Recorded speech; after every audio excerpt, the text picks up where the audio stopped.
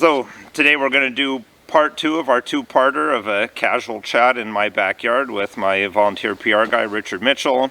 And today we'll go a little bit off the beaten path for Don't Talk TV. We'll talk a bit about sports ball, our past with it, and why we're not so into it anymore. And we'll talk about our plans and our goals for Don't Talk TV going into next year, and what some things that we think we can expect from the Canadian government.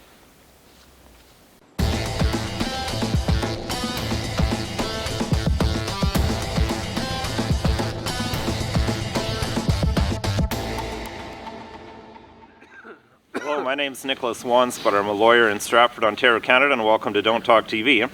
So here we are, part 2 of our casual backyard chat with my PR guy, my volunteer PR guy, Richard Mitchell.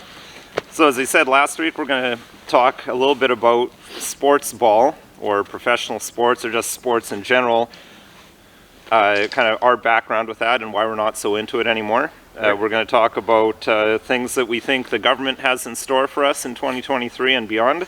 And we'll talk about what plans and goals that we have for Don't Talk TV.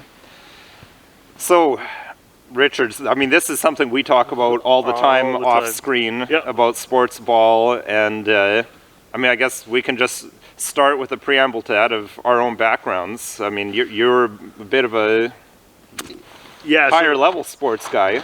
To a certain degree. So at age 14, 15, I played high level baseball.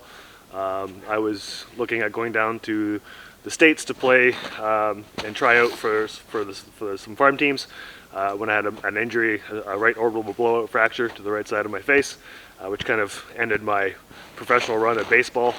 I tried basketball. I tried out for various high-level teams, Ontario and Team Canada, under men's 18.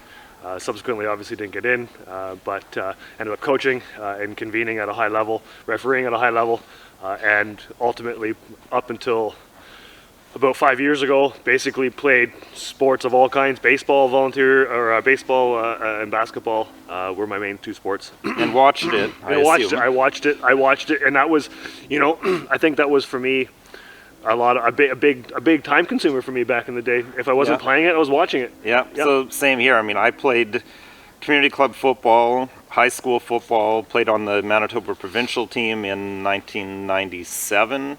Yeah, summer of 97. Played hockey, so same deal. Practices every day, games on Saturday or Sunday, the hockey practices, and then when you're not playing it, you're watching it.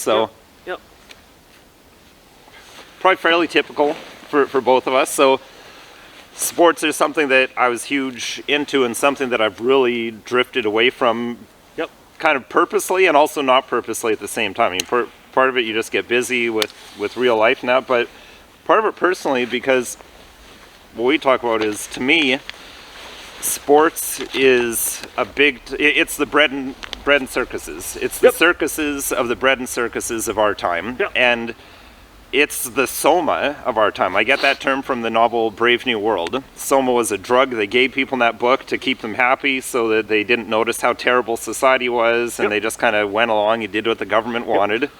I mean, that is exactly what sports ball is in Canadian society. Yeah, exactly. That's another book that you've recommended I read. We will be doing a video or a movie review on it, or a book review on it, rather.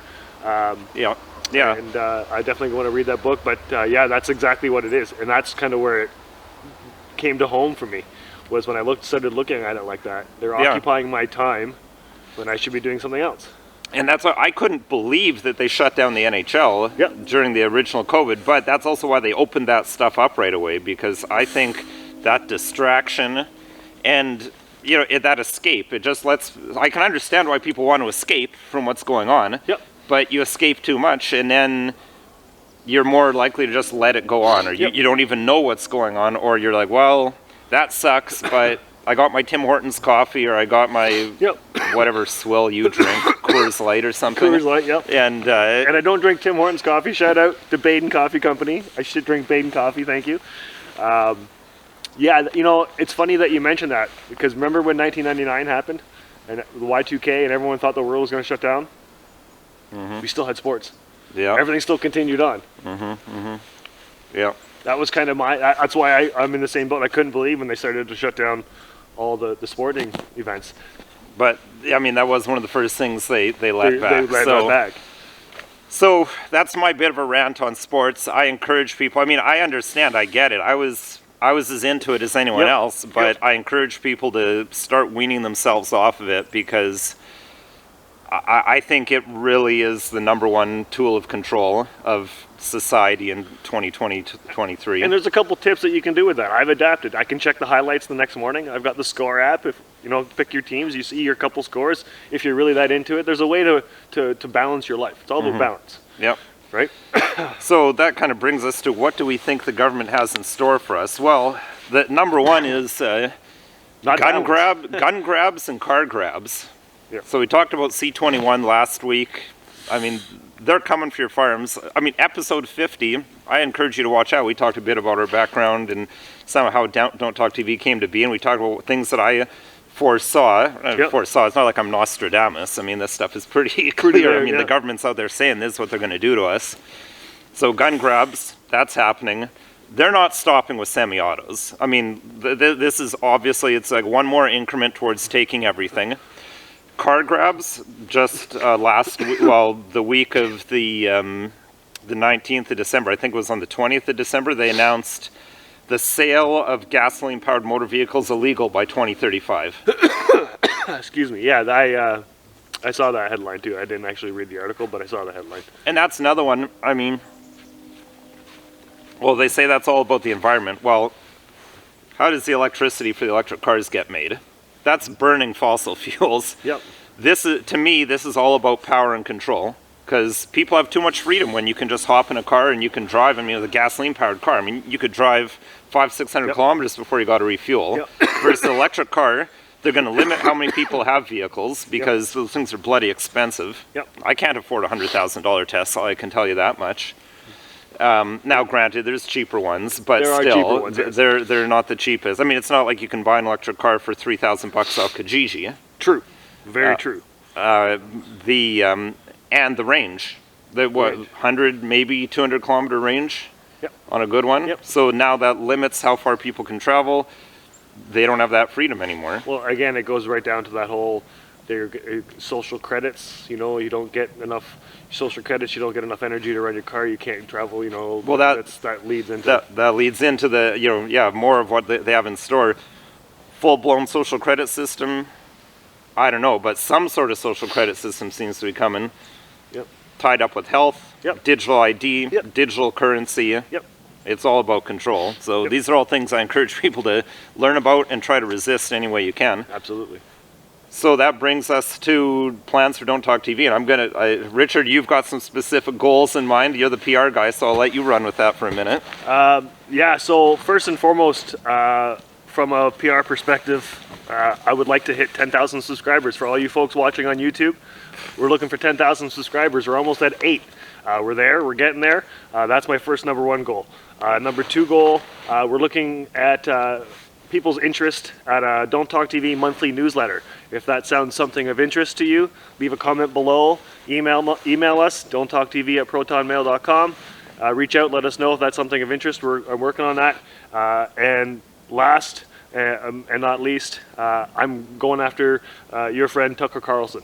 Well, that would be a dream come true to appear on Tucker Carlson's show. I mean, I used to really not be a fan of his, but since 2020, he's really stepped up his game, and I've been impressed with him as to me, he's one of the last actual journalists who actually reports on stuff and doesn't just parrot government propaganda. And as a recent graduate of a public relations diploma program, what I'm seeing the mainstream media do is the exact opposite to what we're taught. And Tucker is one of the ones, like you said, is one of in my opinion, one of the remaining journalists out there because he reports like we do. Don't Talk TV, ladies and gentlemen, is all about the truth. We don't care how ugly it is, as long as it's the truth. And we don't care if it goes against our side's narrative. I mean, we've done many a video where I'm telling Richard, like, I wonder how much hate we're going to get for this episode, because we're disagreeing with not the mainstream, but like even like if sometimes the freedom, so-called freedom movement, oh, they're not going to like my take on this, but that's we try to not be we're neutral, political about it, just objective about it. I mean, yes, I'm decked out in PPC gear, as you can tell. Yes, I have affiliation with the People's Party of Canada, or did at least. But Don't Talk TV is about the truth, and that's what we're all about. And that's what we're going to try to continue with for 2023 and beyond. We'll see how long we last. Going to be a little bit different in the spring, April and May. I'm going to be going on an extended vacation, so I'm going to still be trying to do episodes, but it won't be the usual. It'll be a little bit different, so we'll see how that goes. I haven't planned out exactly how I'm going to do all that yet, but we'll see. So looking forward to another year, and thank you, Richard, for all your help throughout the year, and we're looking forward to a great 2023. So this video, of course, isn't legal advice. If you need legal advice, call a lawyer. You can call myself or another lawyer. My phone number and website are listed below. Show topics, please send us your suggestions or requests for things you'd like to hear us talk about. Send an email to the email address listed below, or leave a comment in the comment section. And if you found this video at all interesting, helpful, or informative, please consider liking, sharing, subscribing. And again, we were talking about us being shadow banned last week. That's why I know some people find it in poor taste, or they're annoyed if I'm always trying to convince people to like and subscribe, but we're not getting any assistance from the search engines or from the YouTube suggestions. So that's the only way we can spread the word. Yep. Like, share, and follow us. Greatly appreciated, folks. And have a great 2023. Have a great 2023.